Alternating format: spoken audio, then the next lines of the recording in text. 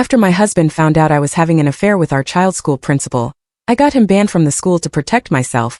Then, when Child Protective Services showed up at our door because of the scandal I helped create, I did the unthinkable and blamed him. But that was only the beginning of the fallout. My marriage had been over for about 2 years. My husband was constantly working, rarely spoke to me, and treated me as if I were invisible. Our 8-year-old daughter was the primary reason we still shared a home. 6 months ago, I started volunteering at her school for fundraising events, and that's where I met the principal. He was divorced, truly listened when I spoke, and helped me feel like a woman again, rather than just a mother and a neglected spouse. One thing led to another, and we began meeting after school hours. I know how it sounds, but I was truly suffocating in my marriage. Everything was proceeding smoothly until 3 weeks ago. My husband arrived at school early to pick up our daughter for a dentist appointment. He apparently saw my car in the staff parking lot after school had let out. He waited. When the principal and I exited the building together, my husband completely lost control right there in the parking lot. He began shouting at both of us, using every offensive term imaginable for me. The principal attempted to de-escalate, and my husband forcefully shoved him. Other parents were staring, and children watched from the buses. It was deeply embarrassing, but things only got worse from there. My husband launched a full-scale attack. The following day, he contacted the school board and reported our relationship. He also reached out to the district office with complaints about inappropriate conduct and an abuse of power. Within a week, a full investigation was underway. The principal was suspended pending a review, and the school board is now considering his termination. My daughter has been receiving strange looks from other parents, and some kids have been asking her uncomfortable questions about her mother and the principal. I was furious. I called my husband and accused him of destroying an innocent man's career due to his own insecurities. He claimed he was protecting our daughter from having her mother's affair publicized at her school. We had the most intense argument of our entire marriage. Then last week, Child Protective Services appeared at our doorstep. Someone had filed a report expressing concerns about the home environment and potential emotional harm to our child due to parental conflict and inappropriate relationships affecting the school setting. My husband insisted he didn't make the call, but who else could it have been? The timing felt too convenient. I informed the CPS worker that my husband was retaliating against me and attempting to weaponize the system because I wanted to end our marriage. The investigation continues. My daughter had to speak with the social worker. She's confused and frightened. My husband has moved into the guest room, and we are barely communicating. What truly bothers me is his constant assertion that I brought all of this upon our family by having the affair. He claims everything that happened is my fault, because I chose to disrupt our daughter's school environment. He acts like the victim, even though he's the one who made everything public and likely contacted CPS despite my pleas. Yes, I had an affair, but he's the one who turned it into a spectacle that harmed our child. He could have handled this privately, perhaps suggested counseling, or simply asked for a divorce like a reasonable person. Instead, he chose to humiliate me publicly and ruin someone else's career in the process. Now, everyone views me as the monster, when he's the one who escalated everything and potentially involved CPS to portray me as an unfit mother. So, am I wrong for holding him accountable for how this whole situation spiraled? From my perspective, his reaction caused far more damage to our family than my affair ever did. This past week has been absolutely chaotic, and I'm not even sure where to begin. The comments on my initial posts were harsh, but some of you offered valid points. A few mentioned that CPS doesn't just show up randomly. Someone with concrete evidence must make the call. Well, it turns out you were correct, and I was completely mistaken about who initiated that contact. My mother-in-law revealed the truth yesterday. She came over to check on our daughter while my husband was at work. She's been oddly supportive of me throughout this whole ordeal, which I found strange since she usually sides with her son in everything. But she pulled me aside and said she needed to tell me something crucial. She was the one who called CPS, not my husband. Apparently, my daughter had been spending more time at their house recently due to all the arguments. 2 weeks ago, she broke down crying and told her grandmother that her mommy and daddy were screaming at each other every night, that I was dating her principal, and that she was scared about what would happen to her if her parents got divorced. She also mentioned that some kids at school were saying mean things about me and the principal, making her reluctant to go to school anymore. My mother-in-law explained she called CPS because she was genuinely concerned about the emotional impact on her granddaughter. She said watching an 8-year-old carry that kind of adult stress was heartbreaking, and she felt like someone needed to advocate for the child since both parents were too consumed by fighting to see the extent of the damage we were inflicting. I was stunned, utterly speechless. Here I'd been blaming my husband for weaponizing CPS against me, when his own mother made the call because she believed we were both failing our child. But wait, it gets even more complicated. The CPS worker returned for a follow-up visit 3 days ago. This time she interviewed all 3 of us separately. When it was my turn, she asked me some incredibly pointed questions about my relationship with the principal and whether it had impacted my daughter's school experience. I tried to explain that my personal relationship had nothing to do with my parenting, but she wasn't convinced. She stated that multiple parents had complained to the school district about the disruption, and my daughter's teacher had reported she seemed withdrawn and anxious in class ever since the parking lot incident. Then she asked me something that sent shivers down my spine. She wanted to know if I thought it was appropriate for a parent to have an intimate relationship with their child's school administrator, and what kind of message that conveyed about boundaries and proper behavior. I started to get defensive, asserting that my husband's public outburst was what caused the disruption, not my private relationship. She simply took notes and said she would be in touch. The very next day, my daughter came home from school in tears. Apparently, some 5th graders had cornered her at lunch, chanting "Your mom kissed the principal," and asking if that's why she received good grades. She pleaded with me to make it stop and asked if we could move to a different school. That's when the gravity of the situation truly hit me. This wasn't just about my marriage anymore. My affair had become playground gossip, and my child was suffering the consequences. Other parents were likely discussing it with their children at home. She was becoming the focus of adult drama through no fault of her own. My husband found her crying in her room that night. When he asked what was wrong, she said she wished mommy and daddy would stop fighting, and that she was sorry mommy got into trouble with the principal. She actually apologized for something that had absolutely nothing to do with her. He came downstairs after putting her to bed and simply looked at me. He didn't yell or start an argument. He just said, "Are you starting to see it now?" Then he returned to the guest room. Yesterday, the school board made their decision. The principal was officially terminated. They cited a violation of professional boundaries and conduct unbecoming of an administrator. His career, 20 years in education, is essentially over. He texted me last night, saying he didn't blame me but wished we had been more cautious. He mentioned looking into jobs in other states because the scandal had rendered him unemployable locally. Then he said he thought it best if we no longer contacted each other. So now I'm left wondering if everyone was right. Did I truly consider the repercussions? Was I so fixated on feeling desired and valued that I overlooked how it might affect my daughter? My husband was undoubtedly wrong for making it public the way he did, but was I wrong for putting us all in this predicament in the first place? The CPS worker is supposed to call this week with her recommendations. My marriage is basically over. My daughter is dealing with bullying at school because of my choices. A good man lost his career. And I'm beginning to question if I am, in fact, the villain in this narrative after all. But something still bothers me. My husband also knew our marriage was crumbling. He knew I was unhappy. He could have tried to work on things before I reached the point where someone else's attention felt like a lifeline. Instead, he simply ignored the problems until they erupted in the most damaging way possible. So, am I truly the only one to blame here? Or do we both share responsibility for this catastrophe? CPS closed their case yesterday, but not before dropping another bombshell that has me questioning everything I thought I knew about my husband. The social worker called and said while there were concerns about our family dynamics, she didn't find evidence of neglect or abuse. However, she strongly recommended family counseling and said she would be checking in periodically. Right after that call, my husband came home early from work. He looked exhausted and sat down at the kitchen table as if he had something significant to say. What came out of his mouth completely blindsided me.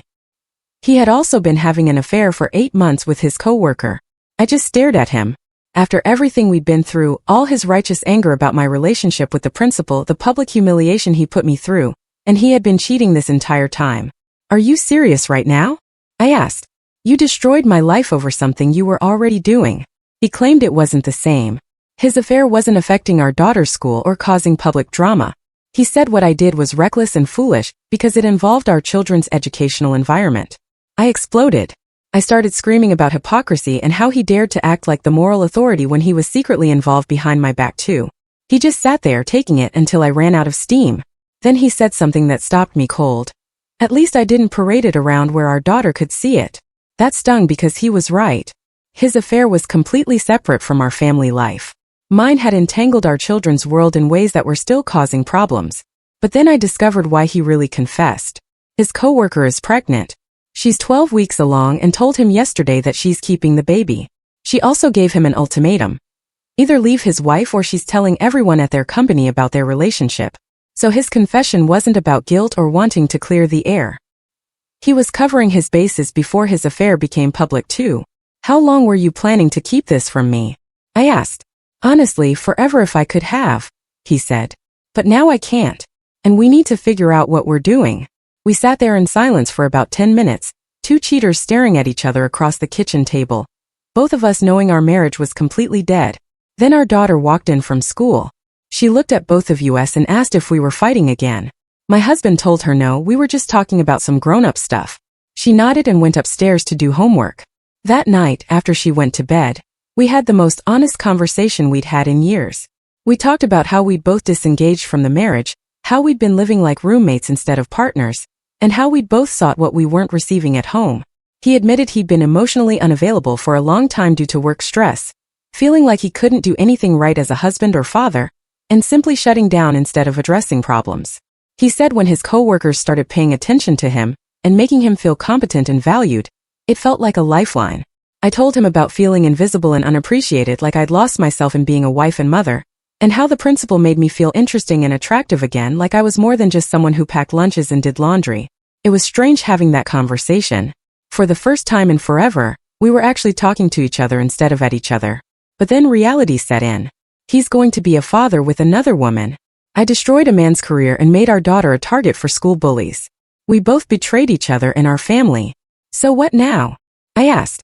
I think we both know, he said. We can't come back from this. We agreed to tell our daughter together this weekend.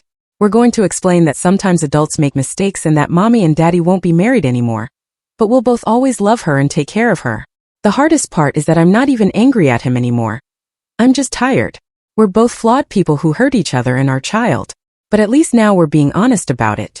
His girlfriend wants him to leave by the end of the month so they can start fresh before the baby comes. Part of me wants to fight it just to be spiteful, but what's the point? Our marriage was over long before either of us started cheating. The principal texted me one more time yesterday. He said he received a job offer in another state and he's taking it. He wished me luck and said he hoped our daughter would be okay. Then he blocked my number. So that's it. Everyone's moving on except me. I'm going to be the single mom whose affair became town gossip, dealing with the fallout while my ex-husband starts his new family. But here's what's bothering me. If we were both cheating, both checked out of our marriage, both looking for something we weren't getting at home, why am I the only one whose life was completely derailed? Is it truly just because his affair was private and mine wasn't? Or is there something deeper I'm missing here? My mother-in-law appeared at my door this morning with a bottle of wine and a look that suggested she had more secrets to reveal. After everything that's happened, I figured why not and let her in. She sat on my couch, poured 2 glasses and said, "There's more you need to know about your husband's girlfriend. It turns out his coworker isn't just some random affair partner. She's the HR director at his company, the same HR director who helped him get his promotion 6 months ago, the same woman who had been mentoring him for over a year before their affair started. She's been orchestrating this. My mother-in-law said she's married too, but her husband earns significantly less money than she does. She's seeking an upgrade." I stared at her. "What are you talking about?" She pulled out her phone and showed me screenshots.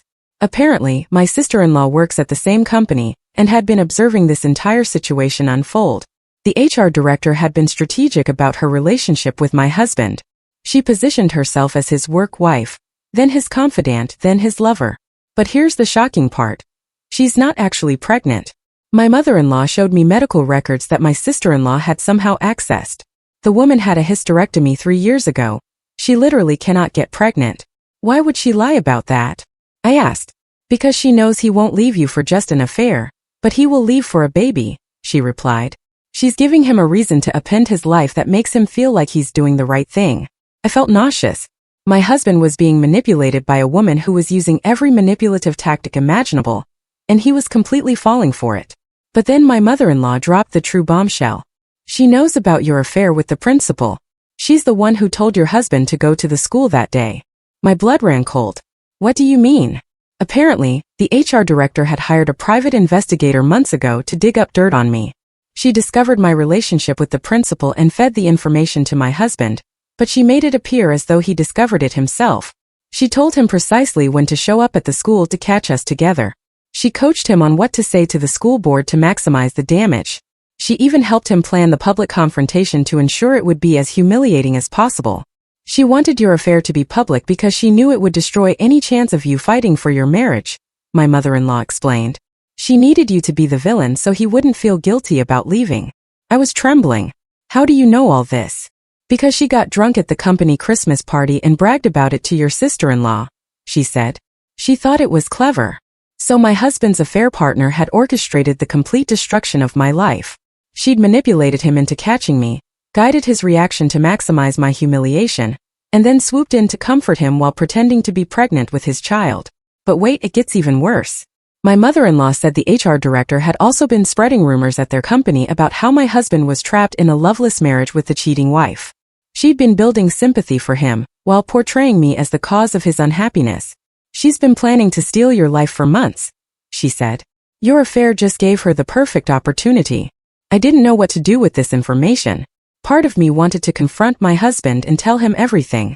But another part of me wondered if it even mattered anymore. He had still cheated. I had still cheated. Our marriage was still dead. Did it matter that his affair partner was a manipulative sociopath? But then I thought about my daughter. This woman was planning to become her stepmother. A woman who had destroyed our family for sport was going to help raise my child. That's when I decided to fight back. I called my husband and told him we needed to talk immediately. When he got home, I presented everything his mother had told me. I showed him the screenshots, the medical records, everything. First, he didn't believe me. He said I was fabricating things to try to salvage our marriage. But when I showed him the proof that his girlfriend couldn't have children, his face went white. She told me yesterday that we had a doctor's appointment next week, he said quietly. Call her right now, I said. Tell her you want to go to her OB appointment with her. He called. I could hear her voice growing panicked on the other end. She started making excuses about why he couldn't come, how she wanted to handle the first few appointments alone, how it was too early for partners to be involved. He hung up and just stared at me. Jesus Christ, he said. What have I done? The answer was simple. He'd allowed a predator to manipulate him into destroying his family. And now we both had to figure out how to clean up the mess. But here's what I'm still grappling with. Yes, his affair partner is a manipulative psycho who orchestrated this entire disaster, but he still chose to cheat. He still chose to humiliate me publicly. He still chose to believe her over his own wife. Does the fact that he was being manipulated make him less culpable? Or does it just make him foolish as well? Well, Reddit, this story has an ending none of us anticipated, and honestly, I'm still processing what on earth just happened. After my husband realized his girlfriend had been deceiving him, we decided to work together to expose her. Not to save our marriage, that ship sailed months ago, but because this woman had ruined multiple lives for her own amusement, and someone needed to stop her. My sister-in-law helped us gather more evidence. It turns out the HR director had pulled the same scheme at her previous job. She targeted a married coworker there too, manipulated him into leaving his wife, then discarded him when she grew bored. The man ended up losing his kids in the custody battle because she'd made him appear as an unstable homewrecker. We took everything to her company's board of directors. Screenshots of her admitting to hiring the private investigator, records showing she'd abused her HR position to access my husband's personal information, and testimony from 3 other employees who said she'd made inappropriate advances. She was fired yesterday. Not just fired but terminated for cause with no severance. Her own husband filed for divorce this morning after the company called him to explain why his wife was being investigated. But here's where it gets truly wild. While we were dealing with all this corporate drama, my daughter came home from school with news that made everything else seem insignificant. Remember the principal who lost his job because of our affair? He's suing the school district. Apparently, his lawyer found evidence that the school board president had been embezzling funds for 2 years. When the principal started asking questions about missing money, the board needed him gone. My affair provided them with the perfect excuse to fire him without having to address his financial concerns. The principal's lawsuit claims the board used our relationship as a diversion, while they concealed their own corruption. He's seeking reinstatement and damages for wrongful termination. So my affair wasn't just about 2 lonely people making poor choices. It accidentally exposed a larger scandal that had been developing for years. The principal called me yesterday. His lawyer believes the board will settle out of court because they cannot risk the embezzlement story becoming public. He might actually regain his career. I don't blame you for what happened, he told me. We were both adults who made a choice, but at least now some good might come from all the chaos. Meanwhile, my husband and I are figuring out how to co-parent while living separate lives. He moved out last weekend, but we're having family dinners twice a week so our daughter doesn't feel like her world completely crumbled. She's been asking why Daddy doesn't live here anymore. We told her sometimes adults realize they're better as friends than as married people, but that doesn't change how much we both love her. Are you sad? She asked me last night. Sometimes, I said, but I think we're all going to be happier this way. And strangely, I think that's true. My husband and I get along better now than we have in years, without the pressure of trying to be married to each other. We can actually focus on being good parents. The divorce papers are being filed next week. We're splitting everything 50-50 and doing joint custody. No lawyers, no fighting, just two people who finally admitted their marriage was over. The HR director attempted to contact my husband one more time after she was fired. She left a voicemail saying she was sorry and that she truly did love him. He deleted it without listening to the whole thing. I feel like an idiot, he told me. How did I not see what she was doing? Because she was good at it, I said. And because you wanted to believe someone thought you were worth fighting for. That's the thing about affairs. They're not really about sex or even love. They're about feeling like someone sees you as valuable when your own life has made you feel invisible. We were both seeking validation in the wrong places. The difference is his validation came from a predator who saw him as a target, while mine came from someone who was just as lost as I was. So here's where we ended up. My marriage is over, but my co-parenting relationship is better than my marriage ever was. The principal might get his job back and clear his name. The HR director lost everything she was trying to steal. And my daughter is adjusting to having two homes, but also two parents who aren't constantly fighting. The school drama subsided once other parents found out about the larger scandal. It turns out nobody cares about affair gossip when there's actual corruption to discuss. Am I still wrong for having the affair that started this whole mess? Probably. But did that affair accidentally expose two separate schemes that needed to be stopped? Also yes.